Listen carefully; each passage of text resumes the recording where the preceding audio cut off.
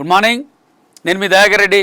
Welcome to Aksharakalam TV. నేను ఈరోజు వార్తాపత్రికలో వచ్చిన ప్రధాన వార్తలను ఒకసారి చదువుతాను, చూద్దాం, ఒకసారి పరిశీలిద్దాం. అక్షరకలం దినపత్రికలో ఇరాన్తో యుద్ధానికి 15 రోజుల విరామం, సీజ్ ఫైర్.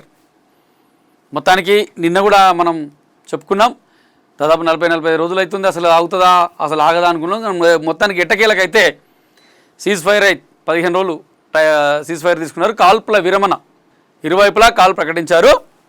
15 రోజుల సీజ్ ఫైర్ ప్రకటించిన ట్రంప్ హర్ముజ్పై సుంకాల విధింపును సమర్థించుకున్న ఇరాన్. గత 32 రోజులుగా పశ్చిమాసియాలో కొనసాగుతున్న ఉద్రిక్తతలకు తాత్కాలికంగా బ్రేక్ పడింది.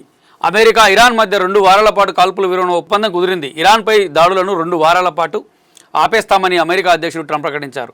ఇరాన్, అమెరికా, ఇజ్రాయెల్ దేశాల మధ్య యుద్ధం తాత్కాలికంగా నిలిచిపోయింది.